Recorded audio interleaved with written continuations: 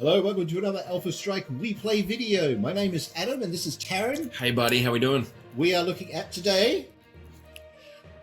tracked vehicles. We're going to do my tracked build to respond to that Cauldron-born nastiness. Well, not really respond, but I'm going to show you what I built in the first place. So we're doing these the other way around. I've built it. I gave Adam the BV and that it's 3060 and experimental, and he went and picked a Cauldron-born to fight it. And now I'm going to show you what he's fighting, but we're going to build it on screen with tech manual and we'll go through it all. Okay? All right. Let's swoosh it. Swoosh.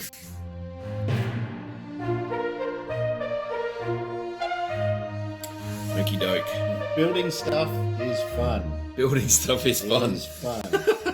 I'm just interested to see what you call it, the mongrel. The mongrel. Ooh. Because I had an idea, and I floated that idea with Adam before we started this thing. Now, I wanted to try and put some fun stuff in these and try and do some interesting things. You saw how badly the C3 with the hovercraft went. I've got the targeting computer in the wheeled one, so you probably watched that video as well. I wanted to try something different with this, and the thing I went for was the fact that you can technically put dual turrets into a vehicle if you use TAC ops. So you can have a front turret and a rear turret. The front turret sits slightly lower and the rear turret sits up higher. Okay. And they can operate independently, sort of thing. Now, just letting you know, the quartermasters and the people who buy all the tech for the Lyrans, they're listening. We've got an assault tank here. I just see that there. So sell it to me, baby. Well, this is the assault tank. This is called the mongrel. I forgot that I was going to be the attacker in this, which means I needed to get into the city, and he isn't particularly fast, but I did specifically build him to try and damage enemy units as quickly and as effectively as possible from a reasonable different range of ranges. Sold. If you see what I mean. Sold. We'll take a regiment. Don't even know. Even know what's on it, doesn't matter. Oh dear. We're going back to tech manual. We're going to the combat vehicle section, which starts on page 96. Designing the chassis. Tracked vehicles can go up to 100 tons, and that is what I've done. No. So he's a 100-ton tracked assault vehicle. Yes. Okay. Internal structure. So once you've got your chassis there, you need to allocate tonnage for internal structure. It's 10% of the vehicle's tonnage, and every internal location gets 10% of the vehicle's tonnage in points, in armor bubbles or structure bubbles. So there's 10 points per location of structure, and that includes the 2 turrets. So yeah, that takes 10 tons out, which is just insane. Then we have the engine. So Uxel. I had to go for an XL fusion engine for multiple reasons, one of which was I wanted to be able to do a decent speed for 100 tons without having to spend 40 tons worth of space. But also because, as you'll see when we get to weapons and equipment, I've got some decent amounts of stuff there. So I wanted to be able to put heat sinks in reasonably cheaply. So installing the engine, what you're doing is you're multiplying your desired cruise speed of 3 in this case by the tonnage of the vehicle, and then you're taking away a suspension factor. And for tracked, all tracked vehicles have a suspension factor of 0. Ooh. So it costs you that weight because it's hard to get a tracked vehicle up to speed. You watch the tank vehicles and they're they go pretty fast, but the acceleration is not. Yeah, it's not fantastic, and it's difficult to have a small engine get a big vehicle up. So you need to have the full weight there to go boom. You sure you don't want to talk to Tesla? Maybe they can get their cars at 0 to 100 in 2 seconds. Surely. Imagine a tank. Surely 100 tons would do that. Yeah. So you got 100 times 3, which is a 300 and the XL is half, but you have to multiply fusion engines out. So it's 9.5 tons for an XL 300 engine rating. God, saved a lot. Yeah, but from 19, I think it is for the 300. But you have to multiply that out by 1.5 for all combat vehicles. So you've got 14.5 tons there, and it takes up 2 slots for an XL engine. Clan XL engines only take up 1 slot because Clan is a poohead. Yay! Dear. All right, so that's my engine. Then we go on to, there's no lift or drive equipment for tracked vehicles, and there's no jump capability for this particular one. Again, as I did with the wheeled vehicle, I actually seriously considered it, and then I threw it out. I'm like, no, okay. Technically in tech manual, you can't put jump capability on combat vehicles, but with the used hack ops, you can. So control systems are 5% of the combat vehicle's weight, which is 5 tons. Nice and easy. Got to have your cup holders, all right? Yeah. And the dancing hula hoop girl? The hula girl on the front. Bobblehead stuff. Bobblehead skeleton in the back. Yep. Okay, and then we move on to heat sinks. Now, I've given away a bit of the trouble here, but I have put that down there because I wanted to let you guys know how it works. Adam doesn't necessarily need to know this straight up, but now he does know that I have at least 1 PPC there. Now, PPC has 15 points of heat. The heat sinks you get standard with an engine is only 10. That means I've got a 5-point deficit on my heat. I have to make that up. It isn't negotiable. It isn't anything you can muck around with. You need to be able to fire all of the energy weapons all at once on any given vehicle. So in order to put that PPC in there, I had to add 5 heat sinks. So I've got 5 tons worth of heat sinks had to be added in.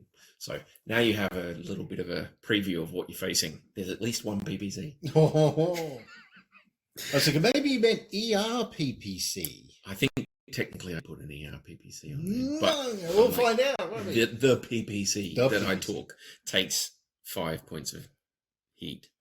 Okay, so then we go to armor. Whoa. 15 tons. I put 15 tons of ferrofibrous Innosphere armor on this thing. As I did with the wheeled one, that's 1.12 times the base value of 16 per unit per ton, and it's 2 slots. Oh, yeah. So you've got 16 times 15 tons times 1.2, or 1.12 gives you 268 points. I've got 57 points in the front, 35 points in the rear, and then the left side, the right side, and both the turrets get 44 points each. So he's got some solid coverage there. That's very cool. Nice, solid coverage. I wanted it to be able to take a lot of hits. It's still, that Cauldron Born's going to be dishing out locations, which gives potential motive hits, which is just nasty. But hopefully he's not going to be able to chew his way through that armor before I get close to him. We'll see. Yeah, so that was 15 tons for that. Then we get on to weapons and equipment, and this is where I get to show you what he's got. Oh, okay. Again, as I mentioned in the wheeled vehicle. Oh, yeah, there we go. Yep, that'll do it. You want to keep your weapons by location if you can, because the turret weight is based on the weapons that are in that, or the equipment that's in that turret. So if you keep them separate, then you know what you're doing. So I have, in each turret, I have an MRM30. Now, to get dual turrets, I had to go experimental level tech, right? Because that is the dual turrets in TAC Ops are listed as experimental. And you can see this in Megamech Lab as well. When you go in there and you put in the year and the tech level in the first screen, you go then to the equipment thing and it'll show you the different things that you're allowed to actually do, right? And it won't let you put a dual turret in unless you pick at least, I think it is 3060 and experimental. And I thought, well, if I'm going to go 3060 and experimental, I may as well have some cool weapons as well. That's right. Each turret has an MRM 30, which is, if you remember, medium range missiles. Each turret has an SRM 4. And the front turret has an AC-5, and the rear turret has an ER-PPC, and that is where the PPC, the heat value, comes in for those heat sinks. And so what happens with the turrets, I can actually give you this. I put the page number down. So page 347 in TAC Ops is where the turrets are listed. While Tarron's looking at that, I'll find my sheet and have a look to see how many anti-missile systems it has on it. Hopefully none, because that was kind of the point. None. A total of none. Last time, when I told you I had missile systems in advance, you came to me with a mech that had three anti-missile systems. This time, you get nothing. What a glorious debut for that design, though. It was so It did really, really well. Really cool. I know where I went wrong, but it did do really, really well. All right, so vehicle dual turrets are on page 347 of TAC Ops. So with the dual turret configuration, must note one turret as forward and one as rear. Turrets follow the same rules as standard vehicle turrets, but the forward turret may not fire through the rear hex side. That's what I thought, yeah. But the rear turret, which is elevated, has a full 360-degree arc. Nice. So my AC-5 can only fire in that. Yeah, so can't fire to the rear. Can't fire to the rear. The ER-PPC has full range. Everything. That's the way to go. And then it's got, so they're treated as separate hit locations. When you get a turret location, the attacker rolls a 1d6, applies a -2 modifier for hits through the front, and a +2 for hits through the rear. And if it's 3 or less, it's the front one that suffers the damage. Okay. Right, and if it's a 4 or higher, it's the rear one instead. Right. Got it. And any critical hits to a vehicle's turret apply to the turret that received the damage. Right, so you've got that chance still to hit the rear turret if you shoot from the front, but it's a lot harder to do. Cool. And you've still got the chance to hit the front turret if you shoot from the rear, but it's a lot harder to do. Interesting. Okay. So it's kind of cool. That's good. I quite like it. And that was the thing that I was talking to Adam, like, do we really want to showcase super weird stuff or not? And he's like, go for it, man. So I went for it. And that is where we ended up with the experimental base and the 3060 to start with. So that's the weapon systems that are on there. Case, which is good. Yeah, so that's basically all the weapons I've got. I've fitted the body with case. I went into that in the wheeled one. Basically, it just blows out the rear armor if you get an ammo explosion. And I wanted that because I've got 2 tons of MRM ammo, and they're MRM 30s. So, yeah. And then I've got 2 tons of SRM ammo. I've got 1 ton of Inferno, and seeing as I'm experimental in 3060, I went 1 ton of tandem charge as well. Oh, wow. So there's a ton of Inferno and a ton of tandem charge, and then I got precision ammo for the AC-5, because you have to go experimental and quite late timeline for that as well. So while I'm there, I may as well. So for those of you that don't remember, precision ammo knocks 2 off the target's movement modifier, basically. So things that are racking up a 4 movement modifier all the time, it drops that down to a 2, which makes it a much more manageable hit. Yeah. And then I put, just for the gits and shiggles, I put a bulldozer blade on the front. You know, for when he charges. Yeah, for when I charge you. What? Oh. I can do that. It's possible. Oh, so that has a certain amount of extra stuff. But you can see there's so there's a bulldozer blade on the front, and then there's a precision ammo, and it came out to 46.5 tons, and I added it up twice, and this time I didn't make any mistakes, and I ended up with 100 tons of vehicle there. So this is the actual record sheet here. Now it started at 1,656 BV. I'm only taking one. 656 is just nuts. I didn't want to give him too much as far as that goes. And so what I got is a 2-4 crew, which for a tank with that sort of firepower is not too bad. I'm not really going to be moving very quickly, so I put it as a higher sort of driving skill. I wasn't too fussed about that. The wheeled one, I wanted to be going super fast, and that's why I gave it the 0 driving skill.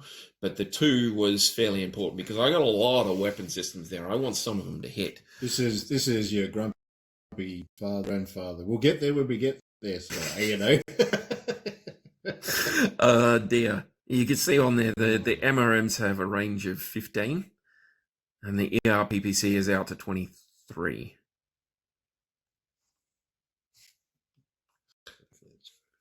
This should be all right. So neither of us have any anti-missile systems. No, my mech's all ammunition weapon. I did consider a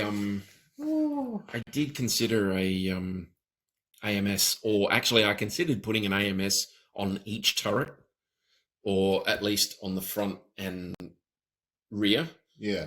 So that I'd have a little bit of coverage, because I wasn't sure what Adam was going to take, obviously, and with all of those missile systems, I probably should have taken one, but I didn't know what he was taking. He didn't know what I was taking, so we didn't end up with that sort of shutting you down situation. So it's going to be interesting. I like that the double turret. It's cool, isn't it? It's really good. Yeah. This is Megamech Lab, so yeah. It's it looks slightly different to the Solaris ones, and you get different tables and things on this one, but it's good. It does still look pretty cool. It's interesting. So the bulldozer,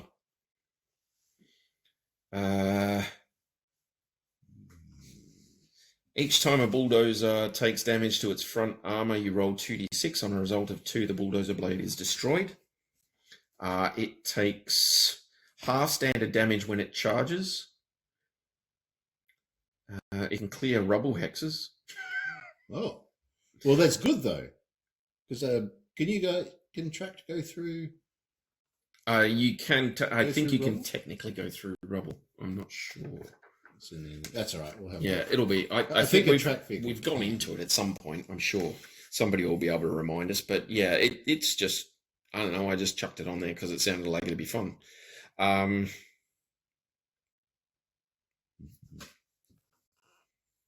But yeah, I was going to put a bulldozer blade on the front.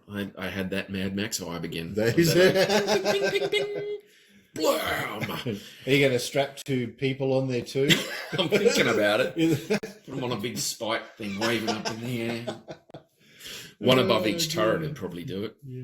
But yeah, this will hopefully be a view of dual turrets and how they work, and won't go too badly for me. Yeah. But I've got to try and get a 3-5 vehicle into the city and drive out a fairly mobile little mech. So yeah, we'll see. Have to engage though. I got to stop you as well. So that's it. So it's got to be engagement, but I think you've got range on me, but yeah, definitely. Yeah, we're with those Act 2, so we'll see. Well, there we go. Yes. We'll see. Hopefully. Did you does it tell you the C bill cost of these? I think it does tell you the C bill cost on Megamech, but it doesn't actually put it on the sheet, which is a bit weird. It does with Solaris, which is one of the reasons I kind of prefer Solaris. Yeah. But I'll look that up, and on the day I'll bring it in. Okay, because I need to know what sort of deposit that the Lyran Alliance needs to pay you for some of these tanks. They're pretty cool. Are they going to buy honey badgers as well? I think so. Yeah. The honey badger was very, very cool. Oh dear. All right, so there we go. So thank you for showing me that, Tarron. Yep. I can go and have some nightmares until we play. So the mongrel is coming out for your Cauldron Born, and we'll see what happens. Will the clan honor and superior training and genetics and stuff hold out, or will it just be like armor and guns? And just 60 points of missiles and 10 points of PPC? That I don't know. Dear. All right, people. All good. Thank you for watching, and you'll see these guys in action in our next battle report. Yeah. See how it goes. See how it goes. All right. I'm worried. See you later. Bye, guys. I'm actually genuinely worried. I don't know how well he's going to be do. A great game. I reckon that's going to be a really good game. Those Ultra Ag 2s, he's got 2, right? He's got 2. Yeah. And 2 LRM-15s. And if you can get those Ultra Ag 2s firing as quickly as possible, and get some motive hits in, I'm going to be stuffed. Yeah. Get an ammo hit, and I'm stuck with it.